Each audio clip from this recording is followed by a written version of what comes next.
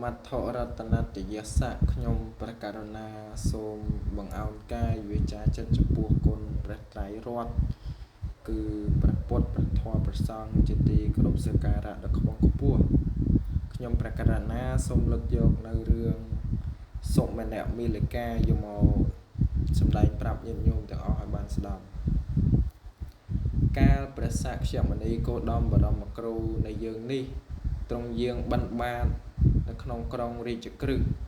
មានបរិសម្នាក់ឈ្មោះសុមនមាលិកាជាអ្នកក្រងផ្កាថ្វាយបរិយាព្រះបាបិណ្ឌពិសារាជាតែងតែក្រងផ្កាម្លិះយកទៅថ្វាយបរិយារាល់ថ្ងៃវេលាព្រឹកមួយនោះសុមនមាលិកាយកផ្កាទៅថ្វាយបរិយាបានឃើញព្រះសម្មាសម្ពុទ្ធទ្រង់យាងបិណ្ឌបាតមានចិត្តជ្រះថ្លាបានយកផ្កានោះទៅថ្វាយព្រះអង្គផ្កានោះអណ្ដែតត្រសែតឡើងលើភាលីដូចជាពិដានតាំងនៅលើព្រះសិរសាមានរស្មីភ្លឹបភ្លេតភ្លឹបភ្លេតដោយចាំនឹងព្រះឈប់ពន្ធរាំងស្មីព្រះអង្គមហាជនក៏ផ្អើលឈូឆរមកទស្សនាជាមហាអស្ចារ្យភរិយាសុមនមាលិកាដឹងថាស្វាមីខ្លួនយកផ្កាថ្វាយព្រះសម្មាសម្ពុទ្ធខ្លាចព្រះជាទ្រង់ផ្ដល់ទាលទោសស្វាមីហើយទោសនោះប៉ះពាល់ដល់ខ្លួនក៏មនី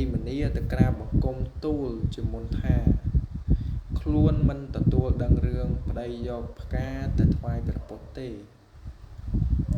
ខ្លួនបានលែងលះស្វាមីពីថ្ងៃនេះទៅហើយព្រះជាទ្រង់ជ្រាបថាសុមនមាលិកាយកផ្ការបស់ព្រះអង្គទៅថ្វាយព្រះសម្មាសម្ពុទ្ធហើយផ្កានោះអណ្ដែតជាពិដានថ្វាយព្រះអង្គដូច្នោះទ្រង់ក៏ជ្រះថ្លាទ្រង់ព្រះរាជទានព្រះរាជសម្បត្តិនិងយស័ក្តិបរិវារជាច្រើនដល់សុមនមាលិកាសុមនមាលិកាក៏បានសេចក្តីសុខចម្រើនរុងរឿងដោយអានិសង្សថ្វាយផ្កាចំពោះព្រះសម្មាសម្ពុទ្ធនេះឯងចឹងរឿងនេះមានតែប៉ុណ្ណេះមិនវែងឆ្ងាយទេញាតិញោមសូមបញ្ចប់តែប៉ុណ្ណេះអេវ៉ាំង